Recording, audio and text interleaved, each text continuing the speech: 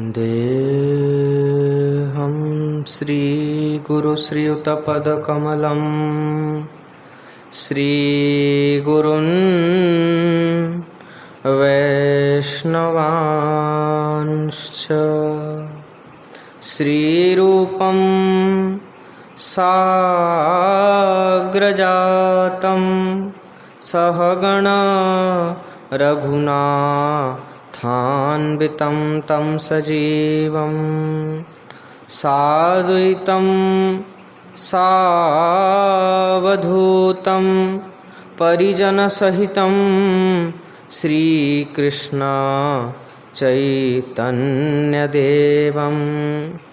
श्रीराधा कृष्णपादानु सहगण ललिता श्रीविशाखान्वितांश्च भक्ति भगवंत गुरु चतुरनाम वपु एक तिनके पद बंदन किए नाशहि विघ्न अनेक बार बार वंदन करूं श्रीनाभा आभाएन जिन कालयोगा भावेद को श्री भक्तमाल रस देन प्रियादास जी के पद कमल बंदऊं बारंबार कीन्ही भक्ति रस बोधिनी टीका अति सुख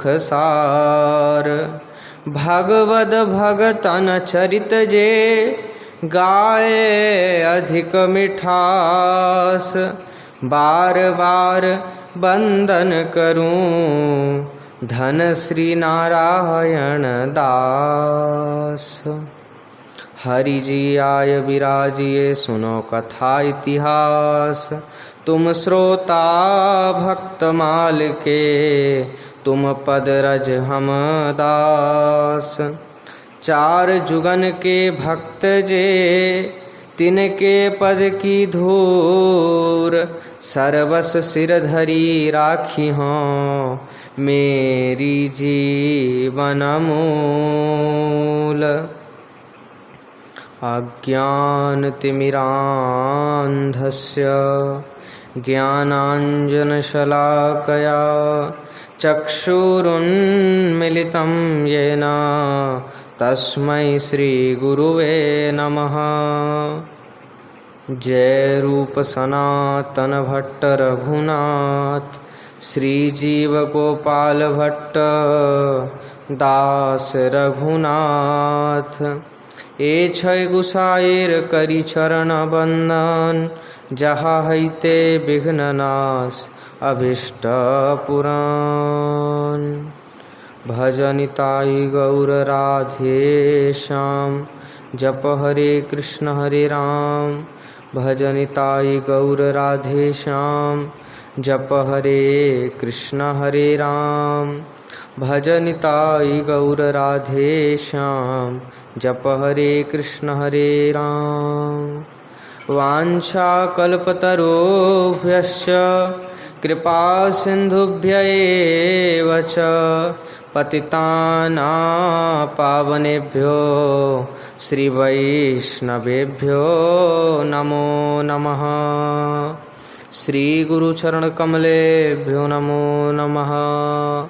संत चरण कमलेभ्यो नमो नमः। श्री गुरु प्रेमानंदे निताई गौर हरि बोल।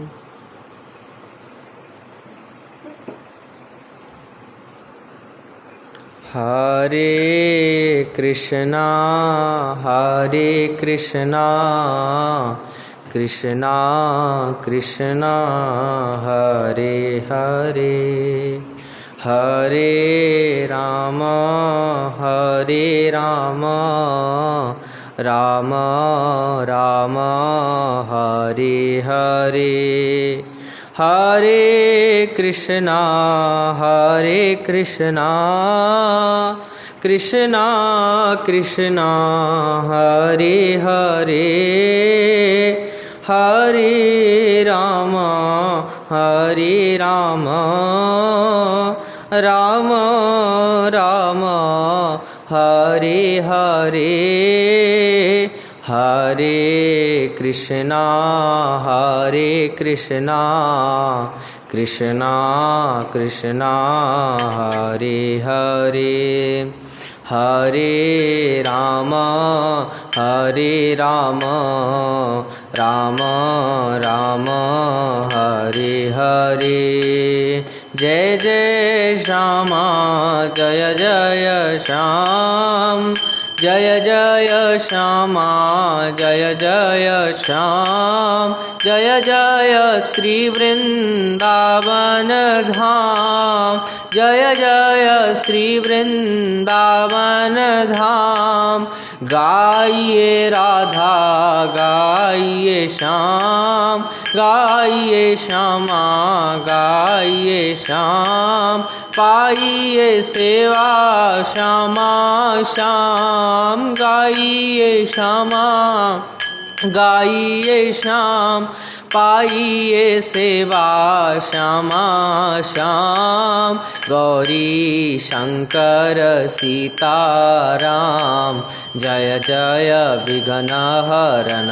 हनुमान गौरी शंकर सीताराम गौरी शंकर सीताराम जय जय जगद गुरु हनुमान जय जय जगद गुरु हनुमान जय जय श्यामा जय जय श्याम जय जय श्री वृंदावन धाम भजिए श्यामा भजिए श्याम भजिए श्यामा भजिए श्याम जय जय श्री वृंदावन धाम भजिए श्री वृंदावन धाम भजिए श्यामा भजिए श्याम भजिए श्री वृंदावन धाम भजिए श्यामा भजिए श्याम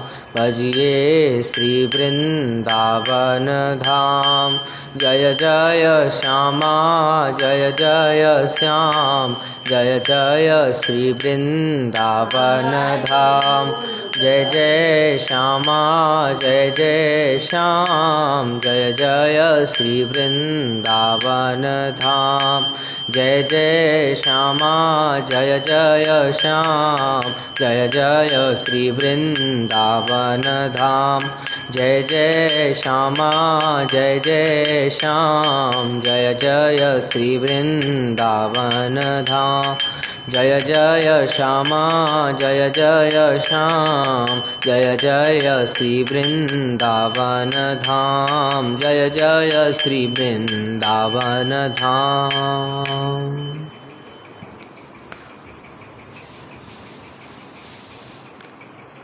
परम करुण पतित पावन अशरण शरण दीन बंधु नवद्वीप बिहारी श्री निताई गौर हरि सरकार वृंदावन बिहारी श्री राधा माधव युगल सरकार श्री दीक्षा गुरुदेव की श्री शिक्षा गुरुदेव की गुरुजनों की कृपा के फलस्वरूप 82 दिवसीय श्री भक्तमाल जी की पावन कथा श्रवण करने का हमें आपको सौभाग्य प्राप्त हो रहा है, जिसमें कि आज कथा का 19वां दिवस है, जिसमें कि आज हम श्री नित्यानंद दास बाबा जी जो कि गोवर्धन के हैं, श्री नित्यानंद दास बाबा जी का एवं श्री बलराम दास बाबा जी के चरित्र को श्रवण करेंगे। पहले श्री नित्यानंद बाबा के विषय में श्रवण करें।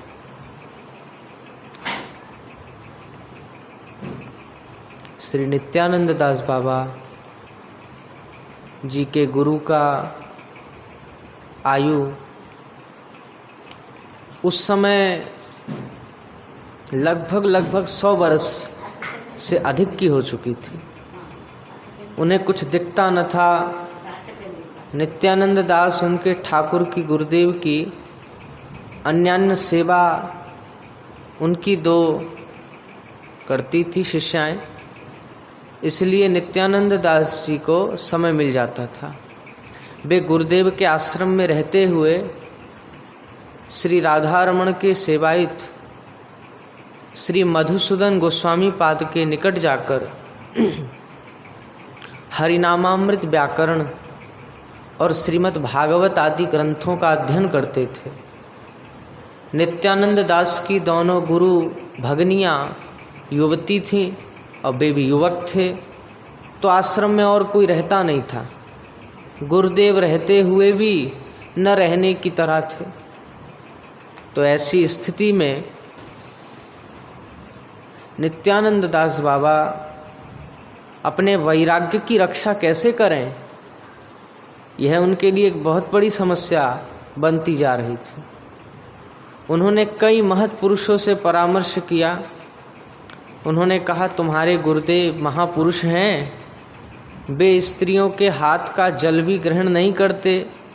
यदि तुम चले गए तो उन्हें बहुत कष्ट होगा।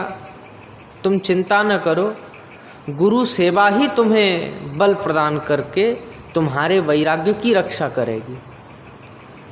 श्री नित्यानंद दास जी की उम्र उस समय 24-25 बरस की थी, ऐसे ही कुछ लगभग। तो कुछ समय उन युवतियों के साथ रहते रहते उनका चित्त विकारग्रस्त होने लगा।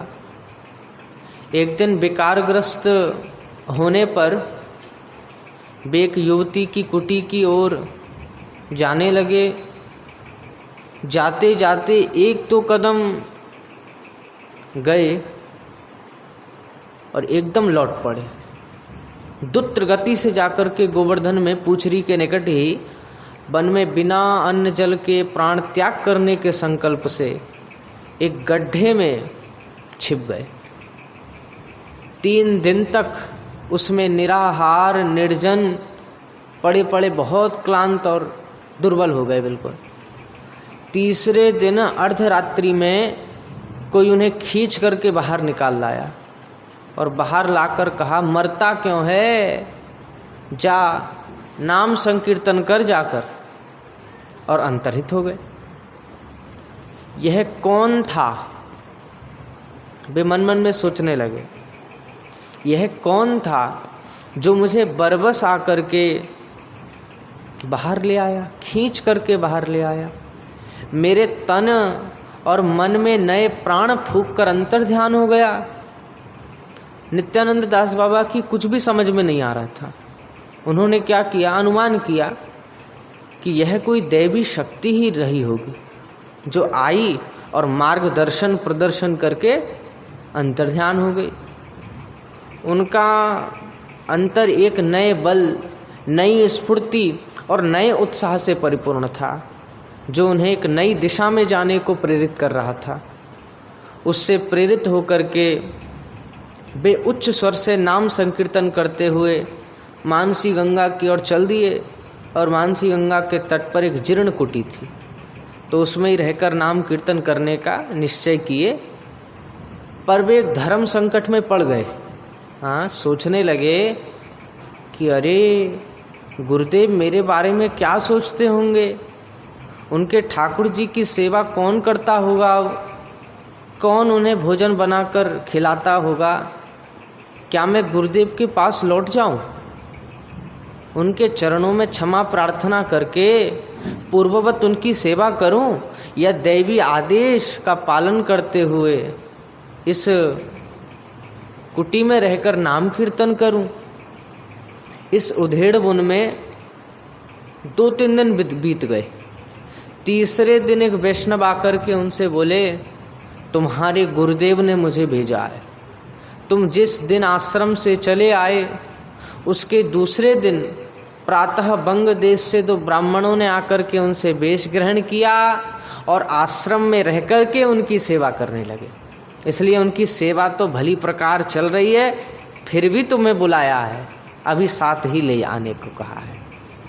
नित्यानंद दास बाबा तो विस्मित होकर सोचने लगे, मैं जब से यहाँ आया हूँ इस जीर्ण कुटी के भीतर बैठकर नाम कीर्तन कर रहा हूँ, किसी परिचित व्यक्ति के मुझे देख लेने की तो कोई संभावना नहीं जान पड़ती थी।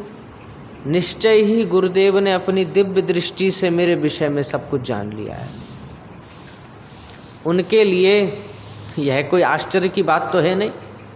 आश्चर्य इस बात का है कि मेरे आश्रम से चले आने पर दूसरे ही दिन प्रातः 2 वैष्णवों ने मेरा सेवा भार संभाल करके मुझे स्वतंत्र कर दिया। मैं गुरुदेव की तरफ से निश्चिंत रहकर यहाँ भजन कर सकता हूँ। यह भी क्या उस दिव्य शक्ति की ही योजना है और प्रेरणा से हुआ है? यदि ऐसा है तो गुरुदेव ने मुझे बुलाया क्यों है? क्या उन नए शिष्यों की सेवा से वे संतुष्ट नहीं हैं? क्या मेरे यहाँ रहकर स्वतंत्र रूप से भजन करने के लिए गुरुदेव की अनुमति नहीं है? बोले जो भी हो, उनकी आज्ञा सर्वोपरि है। वे जैसी आज्ञा करें वैसी ही करूँगा मैं। वे उसी समय उस वैष्णव के साथ गुरुदेव के आश्रम को चल दिए। गुरुदेव ने उसी दिन एक महोत्सव किया। भजनानंदी वृद्ध वैष्णवों को उसमें आमंत्रित किए और उत्सव के अंत में वैष्णवों को बिठा करके नित्यानंद दास से प्रत्येक के चरणों में दंडवत करने को कहा। प्रत्येक का हाथ नित्यानंद दास बाबा के सिर पर रखकर कहा, आप इसे आशीर्वाद करें जिससे यह एकांत भजन करके श्रीमन महाप्रभु जी के चरणारविंद लाभ कर सके।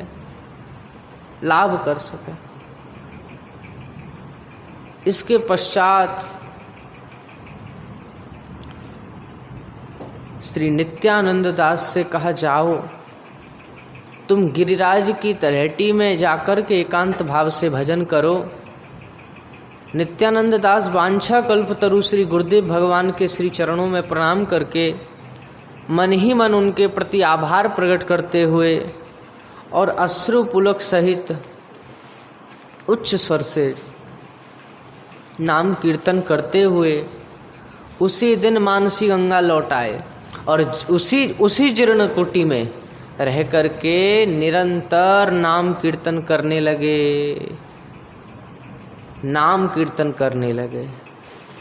कि हरे कृष्णा कृष्णा कृष्णा हरे हरे हरे राम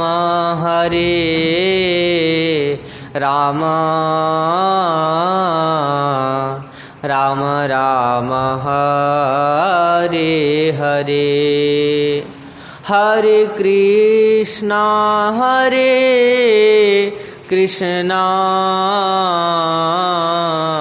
कृष्णा कृष्णा हरे हरे हरे राम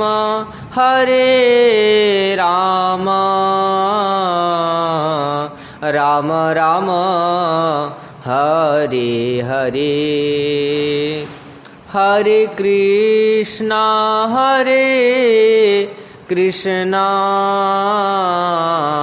कृष्णा कृष्णा हरे हरे हरे राम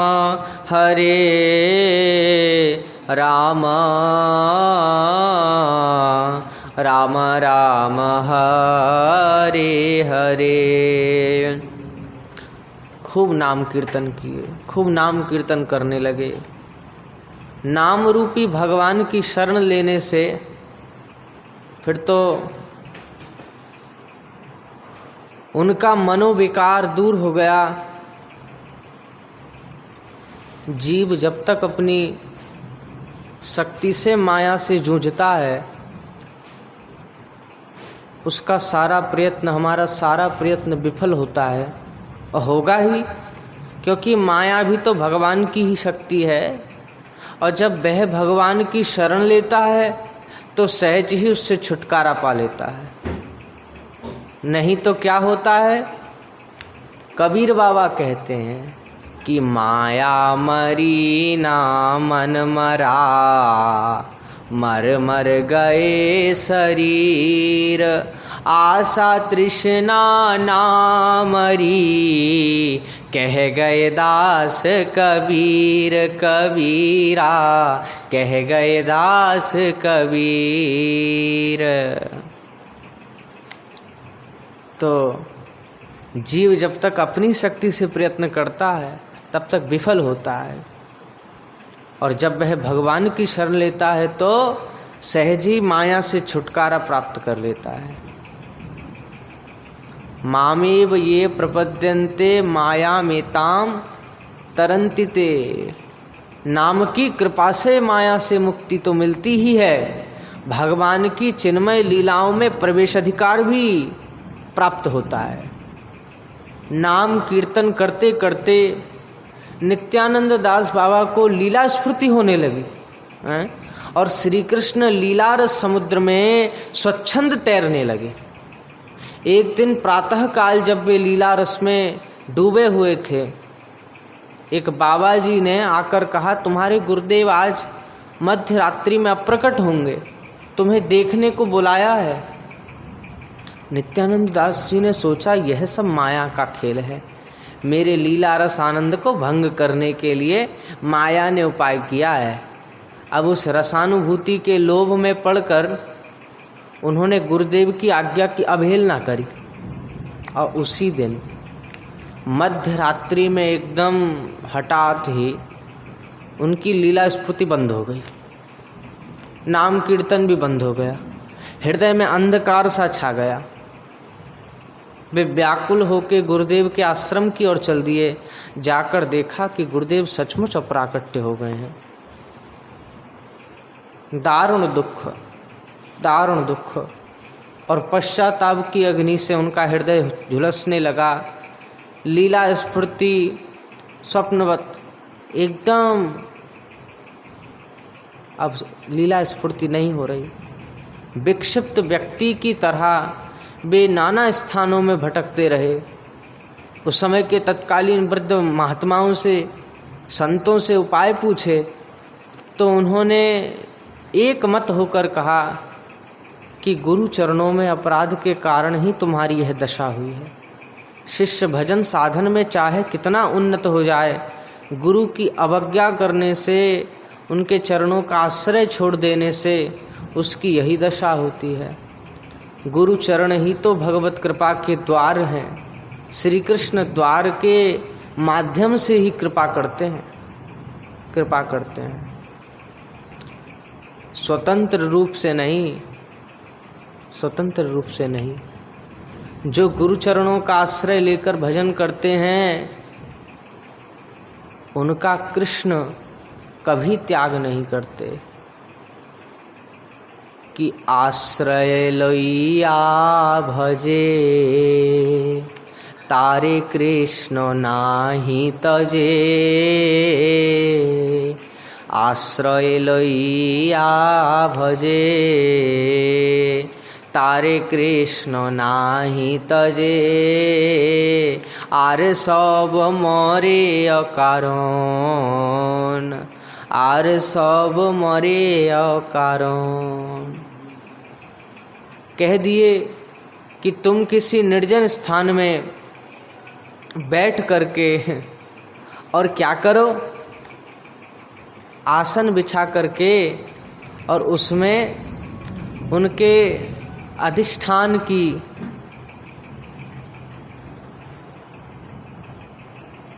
अधिष्ठान का चिंता करो, उनकी दंडवत परिक्रमा करते भय गुरु के लिए आसन बिछाओ, उसमें जाकर के उनकी भावना करो, उनको दंडवत प्रणाम करो, परिक्रमा करते भय मन ही मन उनसे प्रार्थना करो कि गुरुदेव मेरी यह प्रार्थना है, भूलूं कभी ना मैं हरि नाम प्यारा।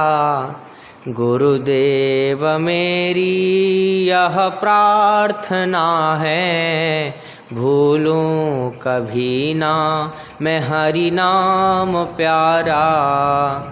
अपराधी में तुम दया के हो सागर, अपराधी में तुम दया के हो सागर। तुम प्रेम दाता मेरी खाली गागर, तुम प्रेम दाता मेरी खाली गागर। न अपराध मेरे चित्त में धरोगे, न अपराध मेरे चित्त में धरोगे। क्योंकि क्षमा से भने हो क्षमा ही करोगे, दया से भरे हो दया ही करोगे। गुरुदेव मेरी यह प्रार्थना है, भूलूं कभी ना मैं हरि नाम प्यारा। यहाँ जय गुरु श्री गुरु, जय गुरु श्री गुरु, जय गुरु श्री गुरु, जय गुरु श्री गुरु, जय गुरु श्री गुरु, जय गुरु श्री गुरु, जय गुरु श्री गुरु, जय गुरु श्री गुरु। राधा दासी भाव हिये धरूं, जय गुरु श्री गुरु, जय गुरु श्री गुरु, जय गुरु श्री गुरु। यहाँ महाप्रभु लाड़ करूं, जय गुरु श्री गुरु, महाप्रभु लाड़ करूं, जय गुरु श्री गुरु। श्री निताई गौर लाड़ करूं, जय गुरु श्री गुरु, श्री निताई गौर लाड़ करूं, जय गुरु श्री गुरु। तोरे चरण परूं, जय गुरु श्री गुरु, तोरे चरण परूं, जय गुरु श्री गुरु, जय गुरु श्री गुरु, जय गुरु श्री गुरु, जय गुरु श्री गुरु, जय गुरु श्री गुरु। खूब गुरुदेव की प्रार्थना किए और साथ में नाम कीर्तन किए। फिर नाम कीर्तन किए। अवश्य भगवत कृपा के द्वार तुम्हारे लिए खुलें, इसी भावना से उन्होंने एक नाम कीर्तन किए। जब आज्ञा हुई संतों ने करी। फिर श्री नित्यानंद दास बाबा ने 1 वर्ष तक ऐसा ही किया। माने जिस दिन 1 वर्ष पूर्ण हुए, उन्हें आसन पर गुरुदेव के आविर्भाव की स्फूर्ति भई और उन्होंने उनके चरणों में मस्तक रख दिए। गुरुदेव के नेत्रों से भी अश्रु विसर्जन होने लगे। उन्होंने कहा, हाँ वत्स हाँ, उस समय तो तुम आए नहीं, अब मैं क्या करूं। माने गुरुदेव आज्ञा किए कि मैं चला जाऊंगा रात्रि में, तुम आए नहीं, अब इसमें मैं क्या करता। अब गुरुदेव के नेत्रों से भी अश्रु विसर्जन होने लगे। उन्होंने कहा, वत्स रो नहीं, उस समय तो तुम आए ही नहीं थे, अब मैं क्या कर सकता। इतना कह के गुरुदेव भगवान अंतर ध्यान हो गए।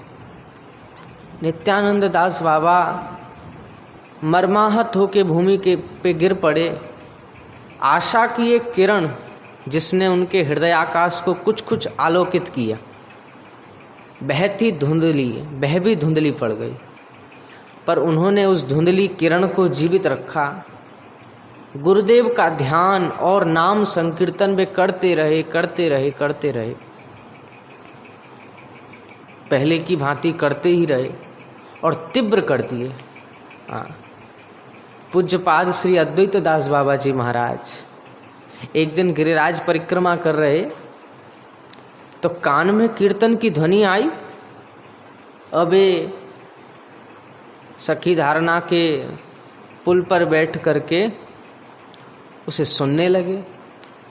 कुछ देर बाद उस मधुर ध्वनि का अनुसरण करते भये वे 500-600 हाथ आगे आए 5-6 हाथ आगे आए, देखा कि एक बाबा जी एक अति जीर्ण कुटी में बैठे हैं और वो भी प्रेमावेश में नाम कीर्तन कर रहे हैं, नाम कीर्तन कर रहे हैं। वे उस ध्वनि में इतना मुग्ध हुए कि 5-7 दिन के लिए वहीं एक पास की कोठरी में ठहर गए अद्वैत दास बाबा जी।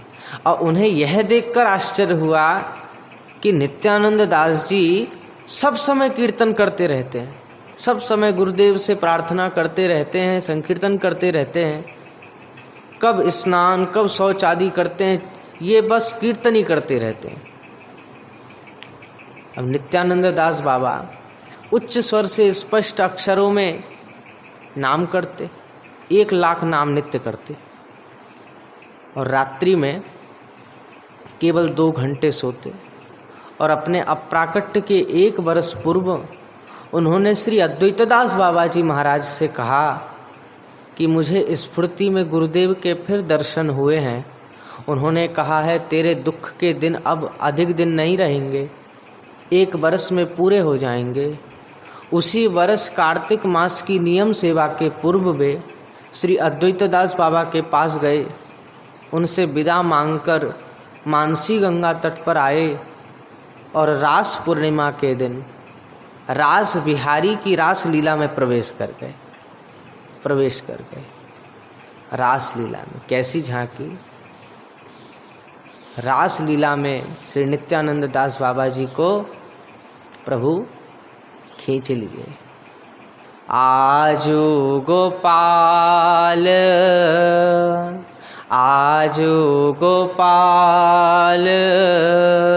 रास रस खेलत पुलिन कल्पतरु तीररि सजनी।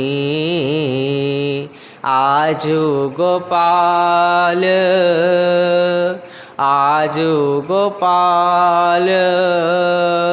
रास रस खेलत पुलिन कल्पतरु तीररि सजनी।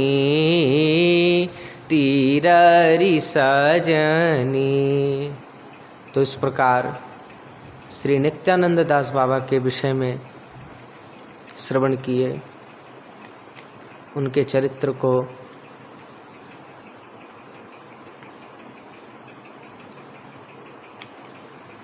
प्रेम से कहिए जय जय श्री राधे श्याम।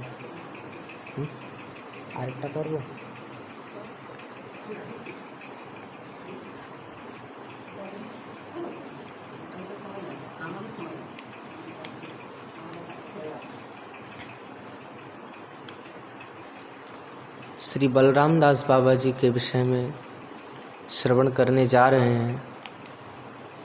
वृंदावन में कुछ दूर यमुना तट पर झाड़ू मंडल नामक स्थान में एक अति प्राचीन वटवृक्ष के नीचे व्यासासन पर विराजमान है एक तेजस्वी महात्मा, जिन्हें लोग सिद्ध बलरामदास बाबा के नाम से जानते हैं। उनके चारों ओर बैठे हैं अगणित श्रोता, जो नित्य दूर दूर से उनका श्रीमद् भागवत पाठ सुनने आते हैं। वे तन्मय होकर कथा रस का आस्वादन कर रहे हैं। कथा अभी समाप्त नहीं हुई है, एकाएक बाबा ने पाठ बंद कर दिया। भागवत को कपड़े से लपेटकर डोर बांधते हुए और अश्रुपूर्ण नेत्रों से श्रोताओं की ओर देखते कातर भाव से कहने लगे कि श्री वृंदावन में यमुना तट पर व्यास आसन पर बैठ पाठ करते करते मुझे एक स्त्री का वहांग देख के कामोद्रिक हो गया। आप लोगों को धारणा है कि मैं एक सिद्ध बाबा जी हूँ, पर मैं अकपट सबके चरणों में निवेदन करता हूँ कि मैं आप लोगों को मुख दिखाने योग्य नहीं हूँ। मैं महापापी और पाखंडी हूँ। मेरा अब प्राण रखना ठीक नहीं। मैं इस पाप के प्रायश्चित्त स्वरूप अभी आपके सम्मुख यमुना में कूद करके प्राण त्याग करूँगा। बाबा को मरने के लिए प्रस्तुत होते देख वैष्णवों ने कहा कि हमारी प्रार्थना है कि थोड़ा धैर्य धरें, हमारा विश्वास है कि आप निर्दोष हैं, आपके चित्त चांचल्य का निश्चय ही कोई विशेष कारण है, उसका हम अभी पता लगाते हैं। कृपा करके यह तो बताइए कि आज आपने प्रसाद कहाँ ग्रहण किया था। बाबा ने कहा, आज तो गोविंद मंदिर में प्रसाद पाया था। उसी समय 3 वैष्णव गोविंद मंदिर गए।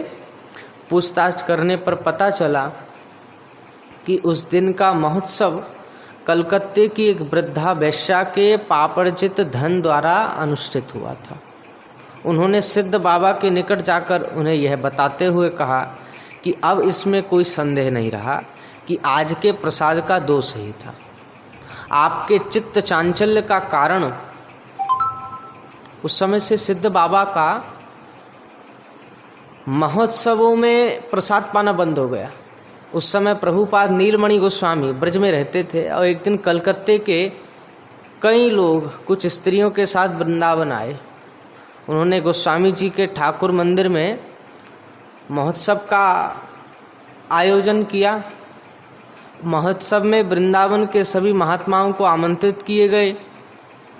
सिद्ध बाबा के तो महोत्सव के में सम्मिलित होने का कोई प्रश्न ही नहीं था। उनके लिए तो प्रसाद की 2 पत्तलें उनके स्थान पर भिजवा गई। उनके सेवकों का ये नियम था कि जब कहीं प्रसाद आता बाबा को बताकर उसे कोठरी के भीतर एक छीके पर रख दिया करते। इस बार भी उन्होंने ऐसा ही किया।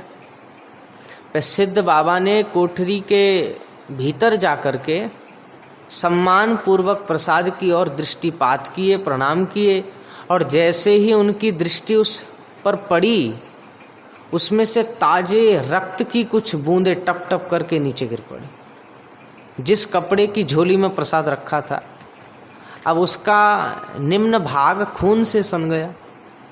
उसी समय उन्होंने नीलमणि प्रभु को बुलवाया। गोस्वामी जी सिद्ध बाबा के आह्वान पर सब कार्य छोड़ करके उसी समय भागे चले आए। उन्हें यथाविधि दंडवत प्रणाम करके और आसन पर बिठाकर धीरे धीरे बोले, गोस्वामी जी, मेरा सर्वनाश करके तुम्हें क्या मिलेगा? मेरा सर्वनाश करके तुम्हें क्या मिलेगा? मैं ठहरा रूखी सूखी रोटी के टुकड़ों का भिखारी, पर देखो तुमने यह सब क्या भेजा है? तुम्हारे प्रसाद में रक्त कैसे टपक रहा है? जैसे ही गोस्वामी जी ने छीके पर नजर डाली, पूरे वे उसमें से रक्त की बूंदें टपकते देख करके अबाक रह गए।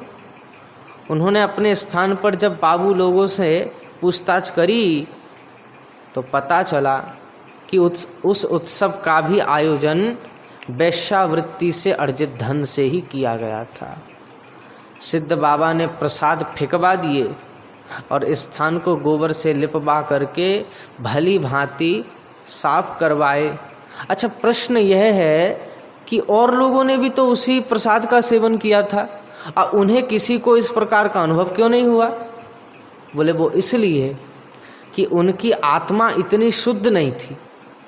गंदे कपड़े पर दाग नहीं दिखता, हाँ, और स्वच्छ पर छट झलक जाता है। बोले भजन निष्ठ महात्माओं के भजन की शक्ति वस्तु के वास्तविक स्वरूप को अपने आप प्रकट कर देती है। और सिद्ध बाबा श्री कृष्णदास बाबा जी महाराज के शिष्य थे और सदाचार और वैराग्य में कट्टरता से पालन करते थे। नियम पूर्वक कभी स्त्री संभाषण नहीं करते थे, स्त्री का दर्शन भी नहीं करना चाहते थे। मंदिर में दर्शन के लिए जाते समय नेत्रों पर पट्टी बांध करके और लठिया के सहारे पथ पर चलते थे। ऐसे बाबा एक दिन वे इसी प्रकार श्री राधारमण जी के दर्शन करने श्री राधारमण जी के सेवायत श्री मधुसूदन गोस्वामी पाद मंदिर के द्वार पर बैठे थे। सिद्ध बाबा को देख करके खूब सम्मान पूर्वक, आओ विराजो महाराज, उठ के बैठे और अभिवादन करके बोले, बाबा आप इतने वृद्ध हो गए हैं, आपका देह जैसे अस्थि पिंजर हो रहा है, अस्थियों से मांस लटक पड़ रहा है, फिर आप स्त्रियों से इतना भय क्यों खाते हैं? आपका शरीर भी ऐसा हो गया है, सब अस्थि पिंजर सब ऐसे मांस लटक पड़ रहा है, फिर आप स्त्रियों से इतना भय क्यों खाते हैं? सिद्ध बाबा ने कहा कि महाप्रभु ने कहा है कि वैरागी वैष्णव साधु के लिए स्त्री दर्शन एकदम निषिद्ध है। जब तक देह में हाड़ और मांस और रक्त रहता है तब तक काम प्रवृत्ति जागरूक रहती ही है। बैरागी को बहुत सावधान रहने की आवश्यकता है, ऐसा बाबा कह गए। सिद्ध बाबा किसी के सदाचार में कोई त्रुटि देखते तो उस पर शासन किए बिना न रहते, और जो भी उनके पास जाता उसे इस बात का भय रहता कि उसकी कोई त्रुटि न हो जाए और त्रुटि उन्हें न दिख जाए। उत्कलवासी श्री जगदानंद दास बाबा मदन मोहन ठौर के श्री नित्यानंद दास बाबा से वेश ग्रहण करके तीव्र वैराग्य के साथ रागानुगा भजन करते थे। एक दिन ये सिद्ध बाबा के दर्शन करने गए। उन्हें देख के बाबा बोले, बैरागी बन गए हो, पर जाति अभिमान अभी भी नहीं गया। माने सम्मानित होने के लिए ब्राह्मण पने का चिन्ह यज्ञोपवीत अब भी धारण किए हो। अब श्री जगदानंद जी अत्यंत जित हुए। उन्होंने उसी समय यमुना जी में जनेऊ विसर्जन करके बाबा को दंडवत करके, अब बाबा ने भी संतुष्ट होकर उन्हें आशीर्वाद दिए। तो ऐसे श्री बलराम दास बाबा के विषय में श्रवण किए। चरित्र तो बहुत छोटा, लेकिन उसमें सीखने लायक बहुत कुछ, जीवन में धारण करने लायक बहुत कुछ। तो इस प्रकार श्री बलराम दास बाबा के चरित्र को श्रवण किए। प्रेम से कहिए जय जय श्री राधे श्याम, श्री गुरु प्रेमानंदे निताई गौर हरि बोल।